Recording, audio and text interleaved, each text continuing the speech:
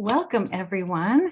Thank you so much for joining us tonight for The Lives of Jessie Sampter, Queer, Disabled, Zionist, a conversation among Sarah Imhoff, Rachel B. Gross, and Lisa Silverman.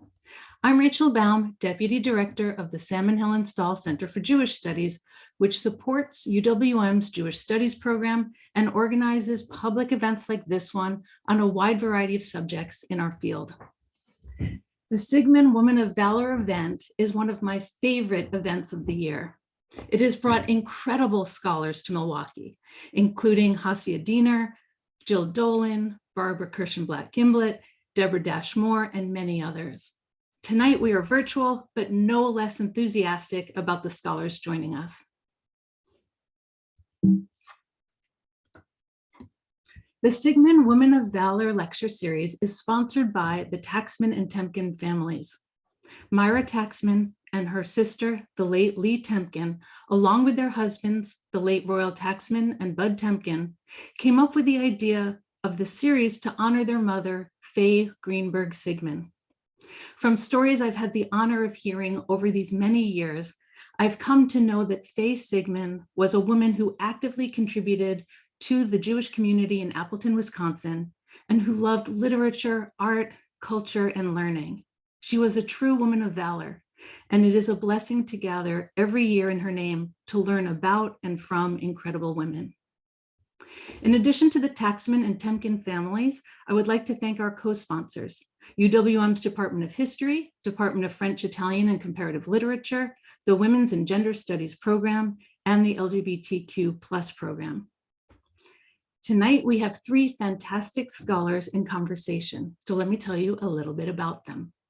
Sarah Imhoff is J. and Jeannie Schottenstein Chair for Jewish Studies and Associate Professor in the Department of Religious Studies and the Bourne's Jewish Studies program at Indiana University.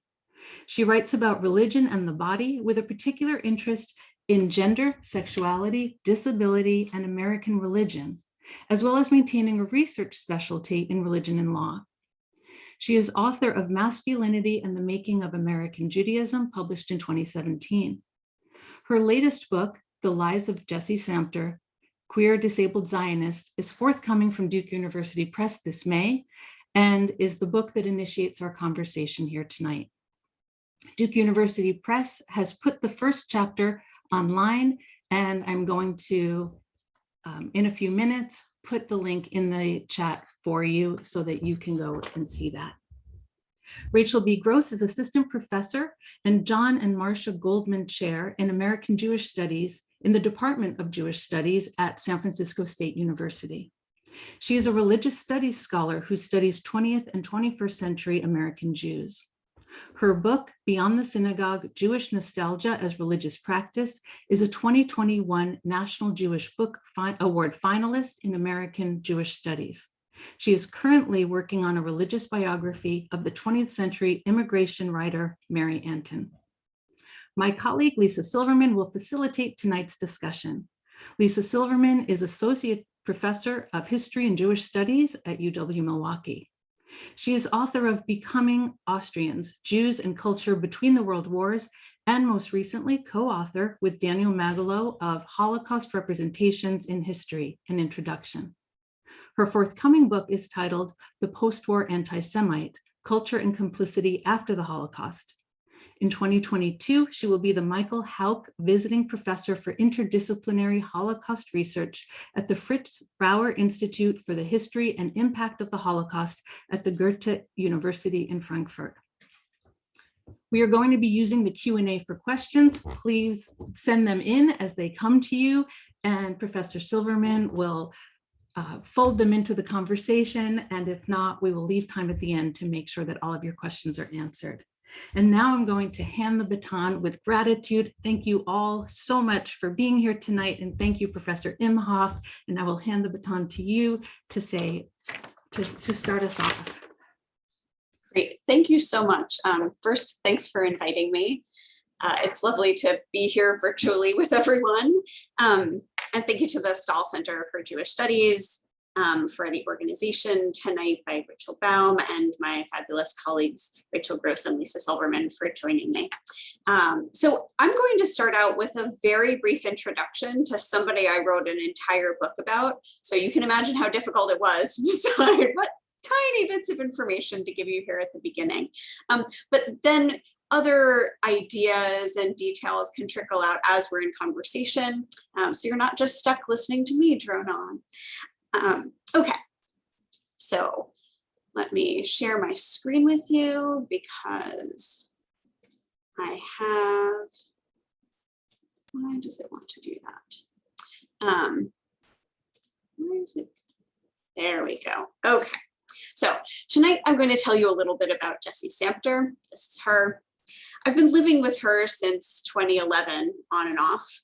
I think about her when I'm gardening, sometimes when I'm walking, when I'm eating. She doesn't know me. She died well before I was born, but I am fascinated by her. Jessie Sampter was born in 1883 to a wealthy Jewish family in New York, but she moved to Palestine in 1919 while much of it was still a malarial swamp, in the words of her Zionist friend, Lotta Levinson. As a single woman and a polio survivor, it seemed like her embodied life should disqualify her from being a Zionist. But in fact, she was for a time a leading voice. She was never terribly famous. And though she did publish dozens of articles in Hebrew and English and 11 books, none of those books sold very well. I, however, was captivated by her. I found her work in the archives while I was working on my first book. She turned out not to be very helpful for that project, but my mind kept coming back to her. And so I wrote this book about her. It's a biography in the sense that I wrote about a life, but it's not chronological. And it's not just about her life because her life was interesting or because her life was important. So much of it is about her life because her life tells us things about the world around us, I think, or even about the human condition. I like to say that this book is about the puzzle that so many of us live. How do we make sense of it when our own lives and bodies don't match up perfectly with our religious or political ideals? So the book sets out to think about Sampter and about big questions in 5 parts. The first part asks about her life as a religious life. And it's pretty amazing. She was born to, here's a picture of her as a very young woman. She was born to an ethical culture family who had Christmas trees but didn't celebrate Hanukkah. But then she turned back to Judaism. But some of her early work follows transcendentalist veins. You can see the influence of Emerson and Thoreau. She admired the work of Jiddu Krishnamurti, and she even translated some of it into Hebrew. And yet, she could hold all these things together. She didn't think her own worldview was incoherent or contradictory. These different traditions that she learned about and knew pretty intimately, she felt that they helped her understand the world better. Oh, right. Here's a picture of her father, Rudolf Sampter, who was quite involved in the ethical culture movement in New York. The second part tells Sampter's story as one about disability. She had polio as a 12-year-old, and she suffered from what I think is post-polio syndrome for the rest of her life. She wrote extensively about the limitations and pain and frustrations of living in her body. But she also affirmed that to be human meant to have a body and a mind and a spirit. And those needed to be together, not disconnected, not prioritizing one over the others. The third part of the book tells Sampter's story as a queer one. Oops. I want you to see this photo while I talk about that. Shortly after she moved to Palestine, she met Leah Berlin. That's Leah holding the flowers here.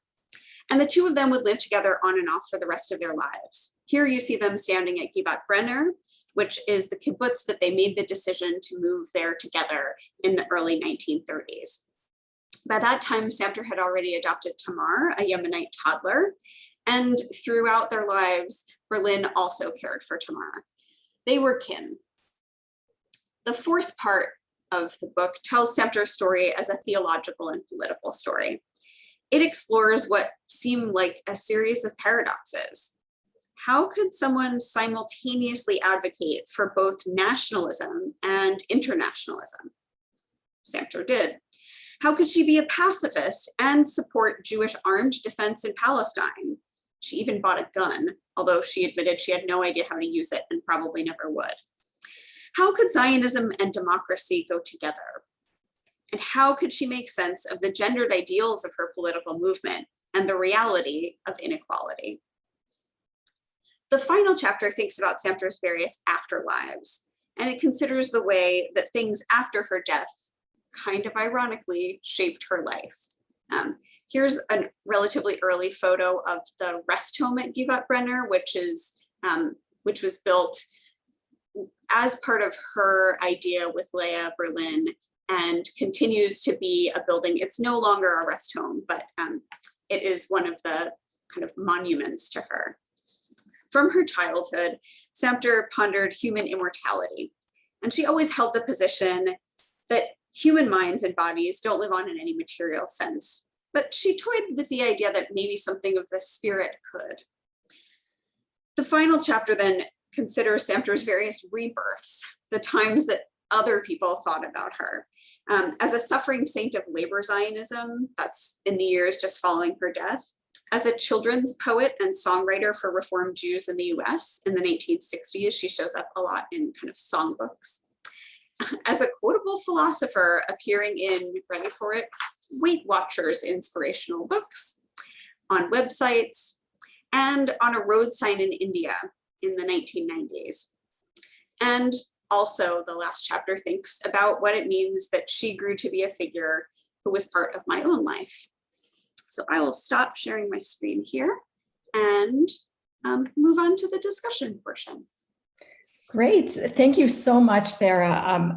First, I have to say I so enjoyed reading the book. I didn't know anything about Sampter before I did, and now I'm so glad that I did. It really just covers a whole host of intersecting topics that I think, endlessly. So let's get started in talking on some of them tonight. And I thought our first question could be asked by Rachel. So there you go. Thank you, Lisa, and thanks, Sarah. I am a huge fan of this book, as you know already. It brings in so many big ideas that I think many of us are thinking through. I'm certainly thinking through in my own work as I'm working on a biography of Sampter's friend, Mary Antin, who makes an appearance in your weird biography that's your language. And I appreciate that so much and want to talk about that as well. But first, I want to ask you about a term that you bring in to describe Sampter's religious life that I think is going to be so helpful for so many of us who work on religious studies in the United States, in Israel, around the world. You describe Sampter's interactions with a variety of religions as religious recombination, the way she interacted with Judaism and the way she interacted with other religious traditions. So I'd love to hear you explain how that works. And also, are we all religious recombiners in the modern world? Are there limits to religious recombination? Thanks so much for that question. I thought a lot about how to describe this because one of the things that I noted over and over was that she read voraciously and talked to people. When she was a relatively young adult, she led a group of teenagers through a series of religious readings and questioning, and they came from a variety of backgrounds. There's actually a published book where she goes through some of the things they thought about. And at no point does she ever say, it's kind of weird that I'm thinking about Judaism and Christianity and maybe this particular version of Hinduism. She sees these as resources for understanding the world around her. And she imagines that there might be different articulations of different kinds of truth in different places. I wanted to think about this in different terms than it has been.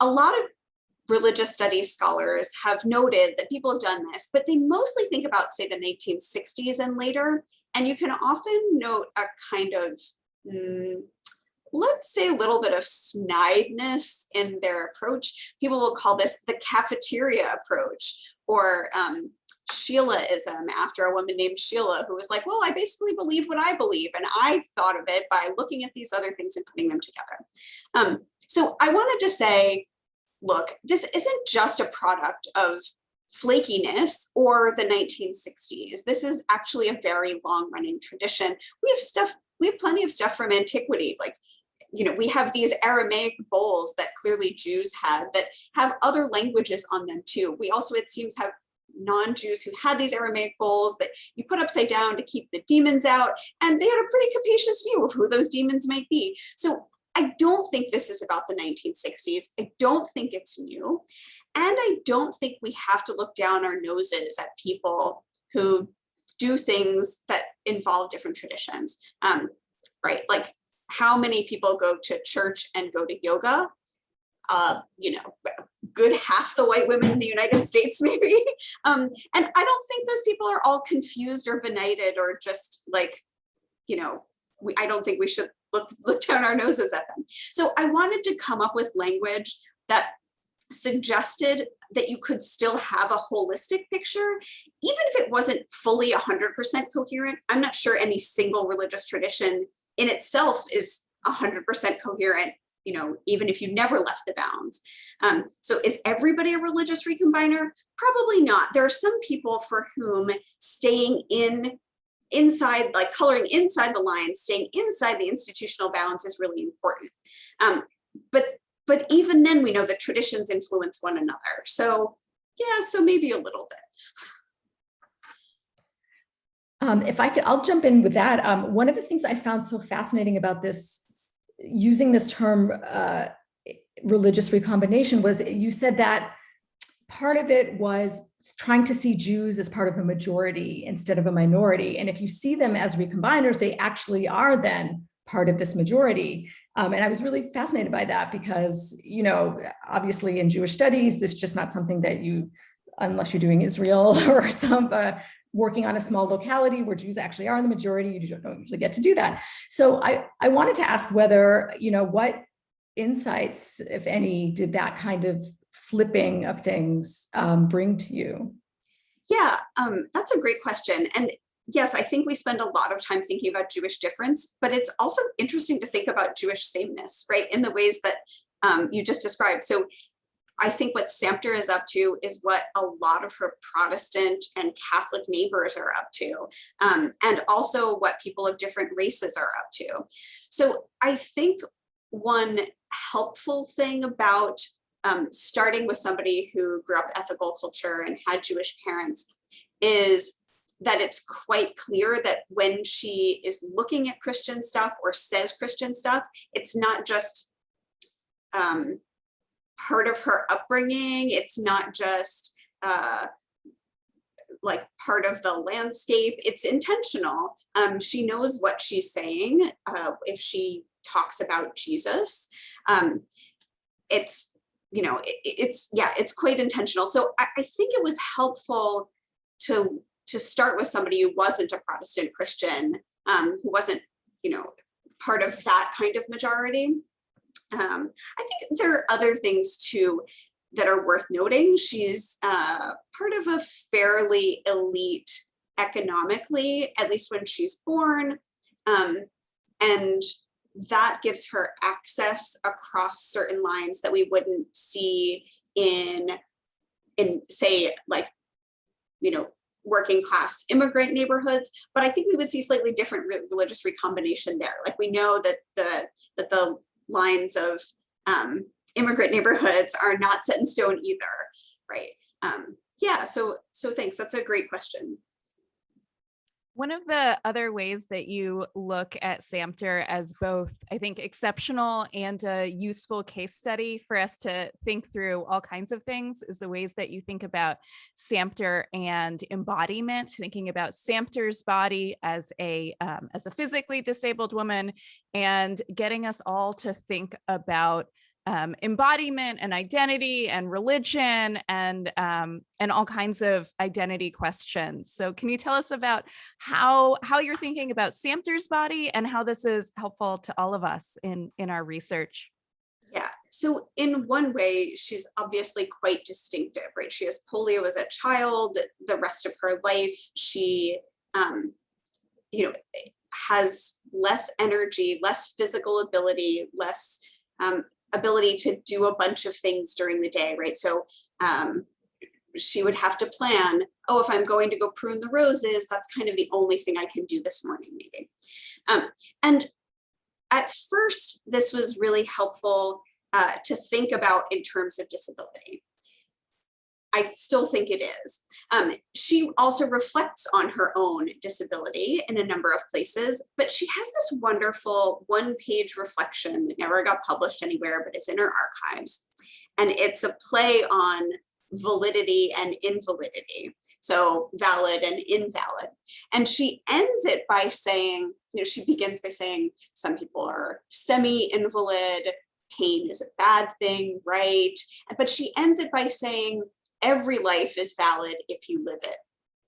And I think there's something, like, at first you're like, oh, that's so heartwarming that, we should put a Hallmark card or whatever. But the other point of that is actually everyone partakes in the invalid part too. All of our bodies experience pain. All of our bodies experience limitation. All of our bodies have to interact with a built environment, right? Her built environment in New York is actually quite different than the one that she experiences in Palestine. So stopping to think about her, because she was so articulate about the challenges she faced and the way her body interfaced with the physical world, it's not that we all have the same kinds of experiences that she does, but it is that we all experience limitations. We all experience bodies that don't do what we want them to do when we want them to do it. We all experience bodies that become exhausted, that get sick. And we all experience the built environment as a set of either helps or limitations or both, right? I was talking with a colleague about elevators and, how elevators are seen as, oh, it's an accessibility issue. We need that for extra for people who can't. But of course, stairs are also an accessibility issue, right? As far as I know, none of us can fly. So if we want to get to the second floor, we need a way to access the second floor. We don't think of stairs in that fashion, but when you back up enough, you can. Our built environment is designed to provide access to some of us, but sometimes some of us more than others. I really was intrigued in not only in reading about how embodiment ties in with disability studies, which I'd love to hear more about as well, but also how, our just sort of constructive notions about what a disability is something we don't think about, right? Like, I'm wearing glasses, my eyesight is compromised, but in no way does anyone think about that as a disability. And yet at the same time, it is certainly an embodied way that my body isn't, doing something the way that the majority of people's do, whatever. And with that in mind too, could you say a little bit more about the relationship to embodiment in disability studies? Because, like, on one hand, yes, I think everyone can think about embodiment in whatever area of research they're working on, if they're working on people. But on the other hand, it has a special relationship to disability studies, doesn't it? Yeah, I think that's a really good insight. Super fast kind of disability studies 101. There are models for thinking about disability. How do we see disability in the world? And you can just off the top of your head note, oh yeah, different cultures have different kinds of reactions to disability, different ways of incorporating disabled people, different definitions of who's disabled. So one model, which often gets called the medical model, is the disability is a deviation from the norm, it's a problem, and it's something that's located basically in the individual's body. So there, the wheelchair user is the issue. The other one says, basically, there are other models too. The other one says, oh no, disability is socially constructed. The wheelchair user isn't the problem. It's the fact that We don't have surfaces over which the wheelchair user can access the bathroom. Like, that's the problem, not the person. So that locates it in the social world, the built environment. So like people's attitudes in addition to architecture and stuff like that. That's a really quick version of that, but that gives you the idea. And most disability studies scholars have said have leaned on the social model. And in many ways, I very much agree. It is very beneficial to think about the social model, which thinks about embodiment, not just in a kind of medicalized way, but in an interactive way. This is how my body interfaces with the world. This is how people imagine my body. This is how I see my body, or represent my body, right? I do think Sampter's case starts to push a little bit, and there's been plenty of literature about this too, but she experienced a lot of chronic pain, and it's hard to fit chronic pain into the social model. It's hard to say to somebody who's chronically in pain and would really like not to be in chronic pain, oh, the problem is just the way society is treat you, and then you've internalized that, and so the problem is that you've internalized this anti-disabled rhetoric, right? But most people who would have chronic pain would say, I don't think that's the whole story, right? So Sampter, I think, is helpful for thinking about some of the growing edges of disability studies too, and thinking about the ways that embodiment, that are maybe our models for physical disability, like the wheelchair user is a great example, are not always going to be the right models for other kinds of disability. Like actually one of the things that Rachel and I have talked about, and I'd love to hear more if you're thinking about this still, is how to think about either mental illness or depression or things like that, in terms of these models of disability and how that does or doesn't quite work. Yeah. Because by the way, both Sampter and Anton struggled with depression.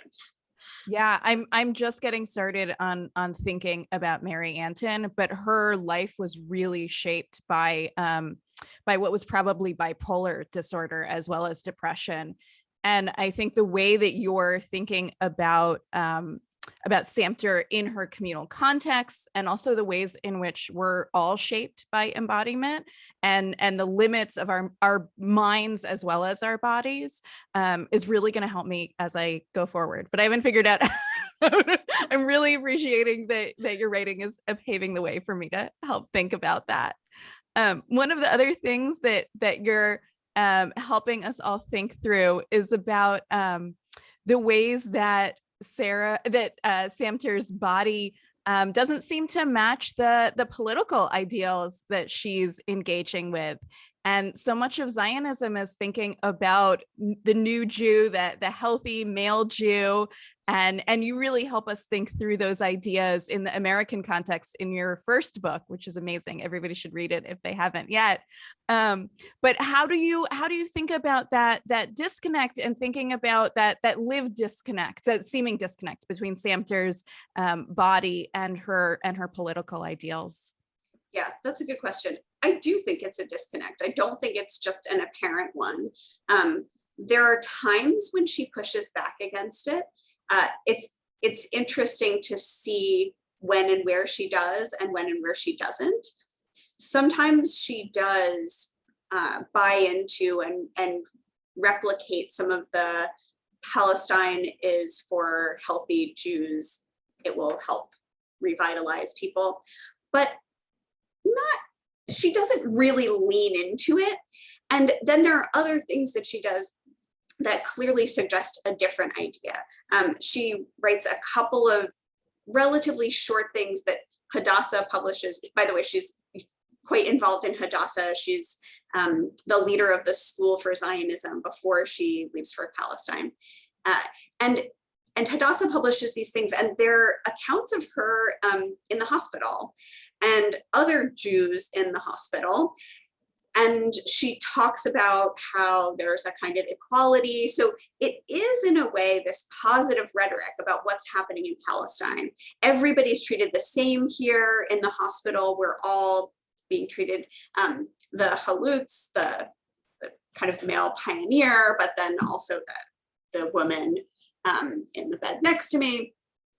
So there's this kind of, I've bought wholly into Zionism so much that what I see here is this wonderful equality. At the same time, though, she's saying these people in this hospital are real Jews, they're real contributors to life in Palestine. We don't see lots of Zionists wanting to talk about who's in the hospital, right? We don't see lots of Zionists saying like, oh, look, the Mizrahi people and the Yemenite women, and like, we're all, you know, Jewish culture here in Palestine. She's also really active in trying to get education for deaf students. And she explicitly talks about how these deaf students are part of the future of the Jews in Palestine. That's not a majority position by any means. And in fact, most Zionists would just like to pretend that there were no deaf children. So there are these places where you can very much see that she's pushing against dominant ways of thinking, but it doesn't often come out as straight up critique of Zionism. I think part of the reason for this is because in the 1920s and 30s, when she's doing much of her writing, there are multiple Zionisms.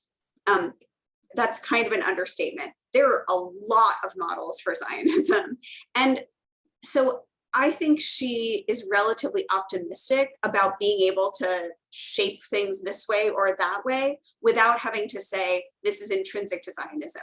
It's not intrinsic to her Zionism to exclude people with disabilities. And she seems to notice that it's maybe part of other people's Zionisms, but she's just gonna like go ahead and work for the one that she wants. So I think we have a question from the audience, and I think it ties in nicely to some of what we've been talking about. The question is, how did her parents react toward her views and life? And I thought maybe we could turn to her family a little bit and maybe some of her other close networks and their responses to her. Yeah, that's a good question. Her parents both died when she was young. Her father died about the same time she contracted polio, and her mother died when she was 22 or 23. So her close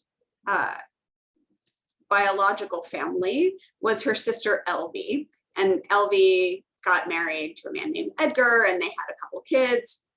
But what Sampter ended up with, I think by design, was what we might today call a chosen family.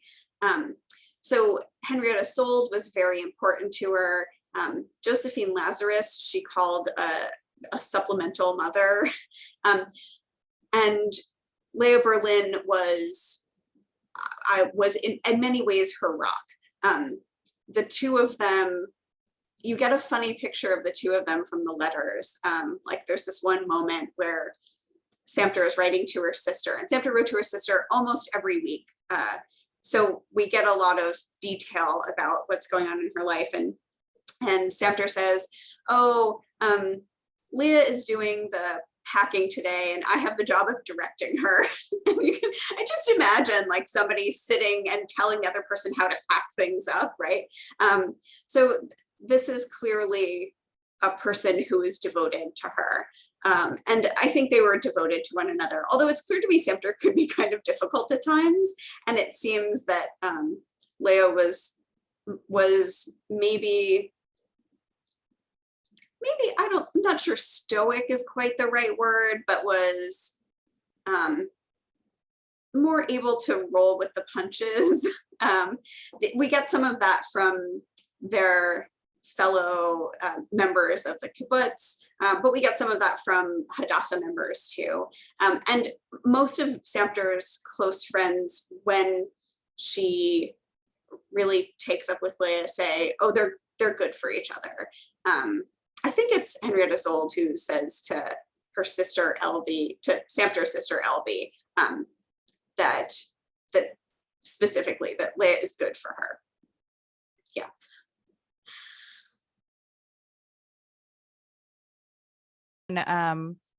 On Sampter's chosen family and her overlapping communities, that's so helpful to me, and has really been shaping the way I'm thinking about working on Anton, who was a single mother, who also found communities for herself, found religious and intellectual communities for herself. And thinking about these women in these contexts, I think makes them seem so much more robust and productive and fruitful in a variety of ways. So I've really appreciated that. And the way you think about Sampter's legacy, I think, in a variety of contexts. Yeah, I think that was important to me. It's interesting to hear you use the phrase single mother, because that absolutely describes Sampter, and I have never used it. And I think one of the reasons I've never used it is because of her networks. It's because of Leah. It's because of how she sees herself in the world and how she relates to others and how they relate to her. That's great. And so maybe with that, we can come to the topic of queerness and queer studies and her sexuality, and how you, I was really impressed how you handled questions about her relationships based on the evidence that you came across as historical writing, based on other ways that people have interpreted her. So maybe you can speak a little bit to that and how you dealt with those questions. Yeah, so I came down on the side of describing her as queer. And I thought a lot about how to describe her, because here's the evidence. We have evidence from her archival material, which include a very long autobiographical, like a very long, very close to autobiography she went through later and crossed out people's names and put different names, but you can read what was crossed out. So we have a pretty good sense of her life trajectory in pretty intimate ways. And there are things in there that are certainly homoerotic. And then there are also things in there where she's expressing romantic feelings toward men as a young person. There's a cousin in particular. So the question is she bisexual? Is she a lesbian? Does it matter that she doesn't really express romantic feelings for men as her life goes on? What does it mean that we have no idea what happened when she and Leah shared a room for a very long time? We know they made financial decisions together. We know that they decided how to decorate the house together, but we don't know about sex acts. However, we don't know about most people's sex acts from that time. Not very many women who were married and had very vanilla sex with their husbands wrote that down either. So I'm less interested in making an identity claim for her that's related to what kind of sex she had or didn't have, and much more interested in describing her life in the way she described her life, which is having these long-term, close, intimate relationships, especially with Leah Berlin, and the fact that she adopted Tamar and that Leah cared for Tamar. That to me is a queer family, even if the two women are not having sex with one another, because it's a chosen family. It doesn't fit the norms that are around them. It's interesting because there are some shifting norms in the kibbutz, because the kibbutz movement is still experimenting with things like non-nuclear families, and they're not a nuclear family either. So in some ways, maybe there's a little more space for experimentation, and maybe the world around her is a little more queer than it might be at other times as far as family arrangement goes. But I decided in the end that ways of thinking about queerness, given that she expresses this queer desire, and given that her kinship structure is one that we often see in queer families and that people in queer studies have thought about, it made a lot of sense to me to say, what if we think about her as queer? What if we think about her life as queer? Even if we're kind of agnostic about who she did or didn't have sex with. Ask you about another choice you made, the structure of the book and the choices you made about the structure of the book. You described this as a weird biography. And you mentioned this in your introduction to this event as well, that you say the book begins several times, and it also suggests that any ending is not really the end. So especially as somebody just starting to think about writing a biography myself, I very much want to hear about why you made these choices and what kind of insight it gives us into Sampter's life. I think part of the reason that I felt I could make choices like this is I wasn't beholden to a chronological story. I'm not trying to tell a president's life where somebody wants to know what happened, then what happened next, then what happened next. She's not a famous person. And so no one's going into it with the anticipation that they're going to see facts that they recognize in an order that they wanted to see them. So in one way that was really freeing, right? I'm not writing a biography of Abraham Lincoln, so I don't have to begin at the beginning. And one of the things that freedom allowed was to, if you will, kind of cut and paste different moments in her life to concentrate on a theme. So I could concentrate on the theme of disability by looking at this moment and this moment and this moment and this moment, and thinking about that arc of time specifically with respect to disability. And then I could go again and look at a slightly different arc of time, maybe, but one that overlapped with respect to religion. So I hope what that got me was the ability to more clearly connect what I see as interesting about her life to broader ideas. So I think if I had to link up all of the moments that I see her reading and rereading and rearticulating religious ideas, but if I had to stretch that over many chapters, it would be A, harder to keep track of, and B, a little bit less convincing than if we can see all in one place. Oh, wow, look, throughout her life, she was doing the same thing. We see it with these texts and these texts and these people and those people in this community. Wow, that does make me think about her and religion in one way. And I think that helps readers think about religion in the world. So I hope at least that was the goal in dividing it up weirdly. So we have another question from the audience that I think sort of ties into that. So this question is from Marvin Tick.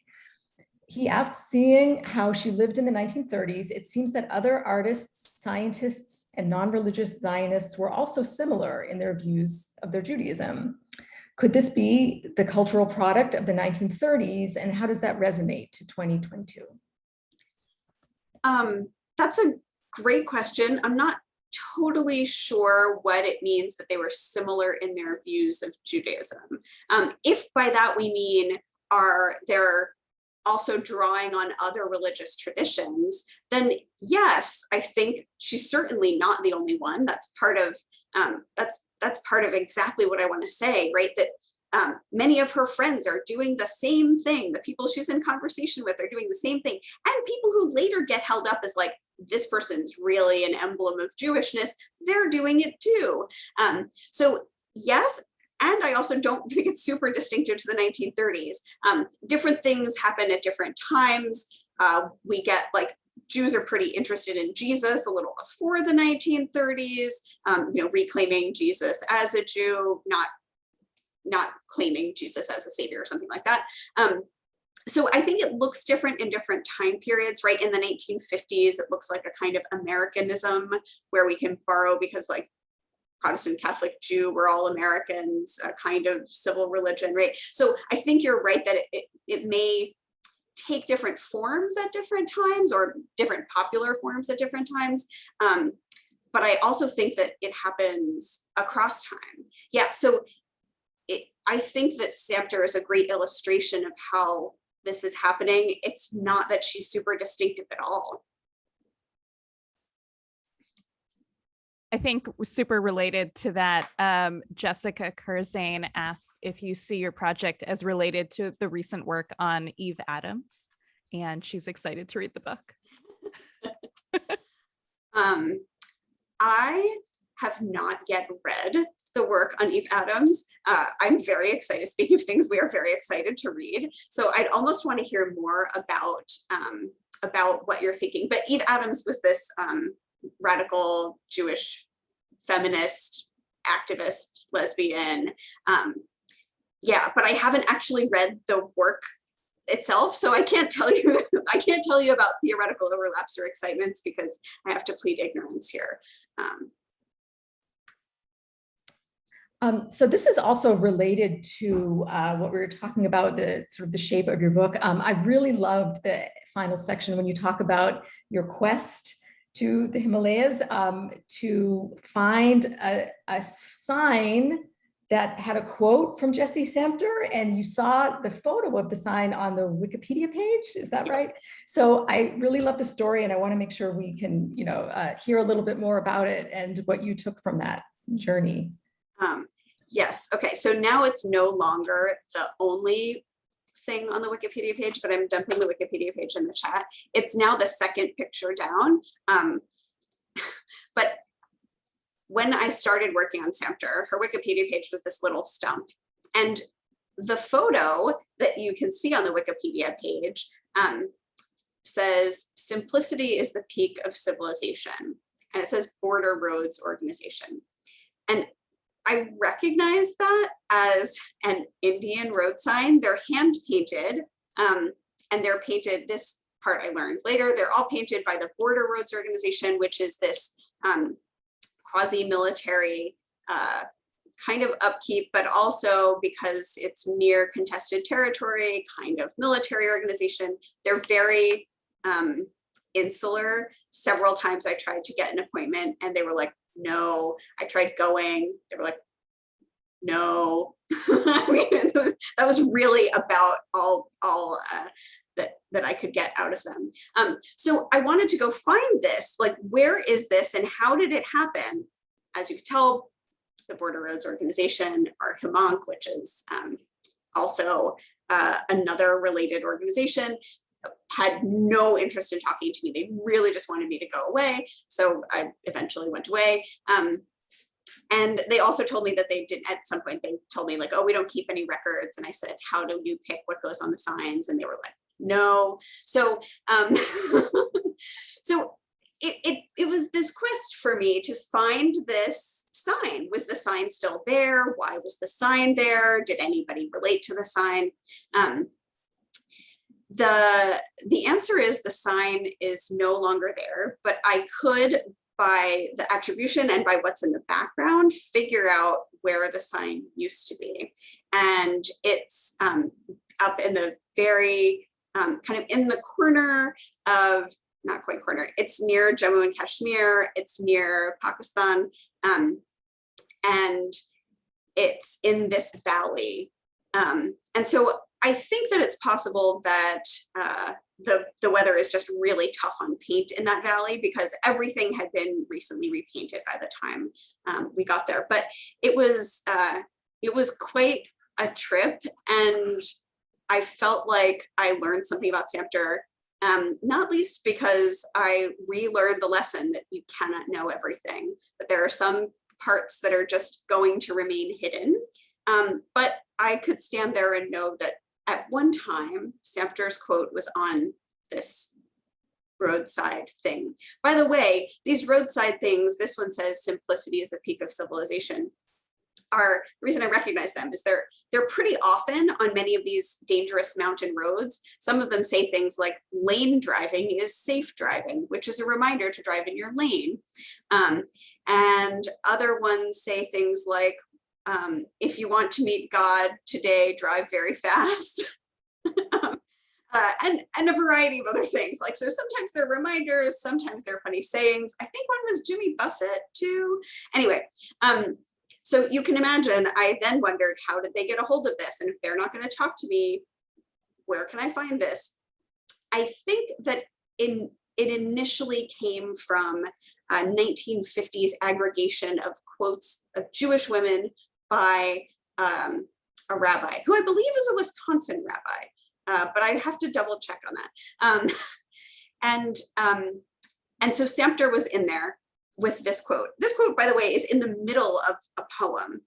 So I didn't think it was like, it's not a book title or anything like that. It's not a really obvious place. So it seems strange to me that it would show up on an Indian road sign. So I think that's where it came from. It also got picked up, I think, from there and showed up in the Weight Watchers book where I found it.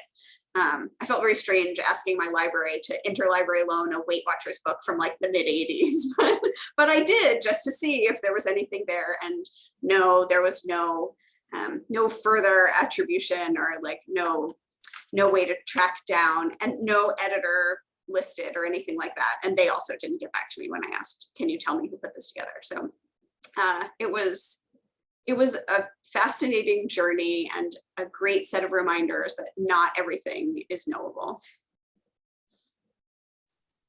I love this story of your journey into the Himalayas.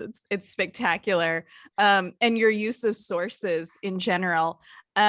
Darcy Burkle is asking if you can talk about your journey with this project. And I think you're starting to tell us already about the sources and the decisions that you're making, but some of the choices to bring yourself. And as you tell the story of this road sign in the book, you explicitly bring the story of your search into the book. So how did you make those decisions about the journey and telling your own journey in this book?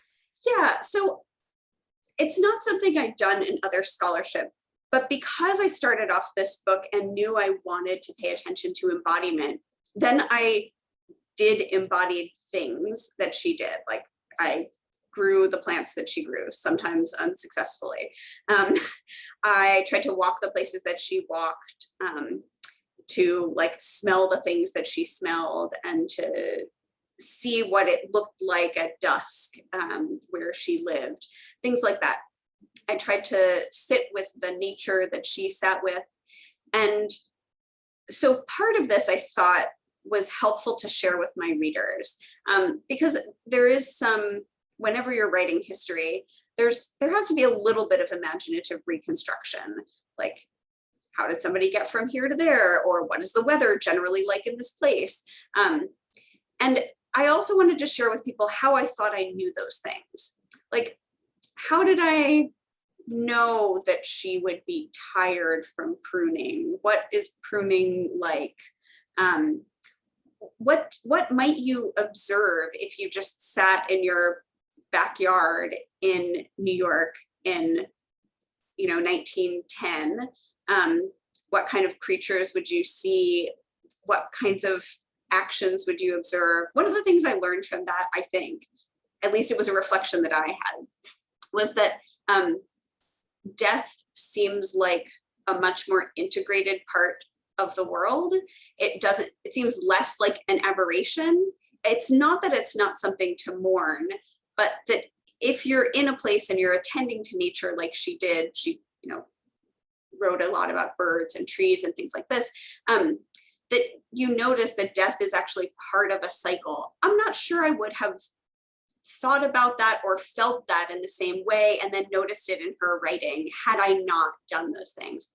So I wanted to include myself in some moments so that the reader could see how I thought I knew the things that I knew, why I would interpret her in certain ways. And the last part, the recounting of the trip to India, is in part because I wanted to demonstrate what it's like to look for the past, and how sometimes you don't find what you're looking for, and sometimes you find something different, and sometimes you find nothing. And also a sense of how someone could be dead but still influencing the world in both seen and unseen ways. Yeah, that's so interesting that you say that. And I also think too, when I first read that, and somebody, Judy Kaiser asked, what was the saying? What was the? I can just type it in the chat for you. And also, I think it's kind of poignant that it was painted over, right? Like on one hand, this saying by a Jewish woman is in the middle of that, is so far away from where she ever would be. But the fact that they would just take the time to attribute it to her still, right? But then that it gets painted over, it just sort of, it reminded me of, all too often how, okay, another trace of a Jewish woman in history that we keep constantly trying to find is gone again, but at least you've memorialized it to some extent in your book, which is really great. I think also related to your research methods and how clearly you explain to the reader what it is you're doing and why you're doing it. You also use incredibly clear language, and it's like truly admirable as an academic writer. It's everybody has to go read it and be so impressed with this writing. But you also explain to the reader that you're intentionally using really clear language for a reason. So can you tell us about your writing, your intentional writing as well? Yes. So just an FYI for everyone here who has not gone through intense academic training, they generally don't teach us to write clearly or accessibly. They want us, when you're in graduate school, they teach you to express important ideas about important things, and then like the aesthetics of how you express them is not really on the list of things that are super important. But the more that I have been around academia and I have taught students and I have talked to people, the more that I think that many times academics have really valuable things to say. And we can say them one way in academic journals, but a book is not an academic journal. And the other piece of this is I'm writing about disability. So it made me think a lot about access. Who has access to stuff? Right, who has access to the bathroom, but also who has access to reading materials. And I wanted this to be a text that was accessible. By the way, it's going to be open access. So in a couple of months, you can read the whole thing on your computer. It will be on Duke University Press's website. So I got a grant to make sure that was going to happen. But that is also part of what I want.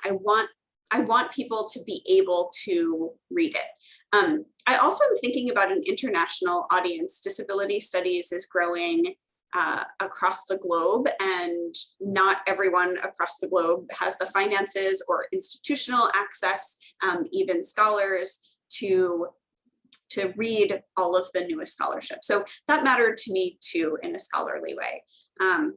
But I'm really happy to hear that the writing is accessible, because it took a lot of time and a lot of effort. It's who was it who said, if I had more time, I would have written you a shorter letter? But I feel like the same thing is true about clear and accessible writing, that it takes much more time. It takes much more effort on the author's part to make things easy for the reader, right? That it's easier for us to write in ways that are less accessible. But if the writer does more work, then the reader can do less work.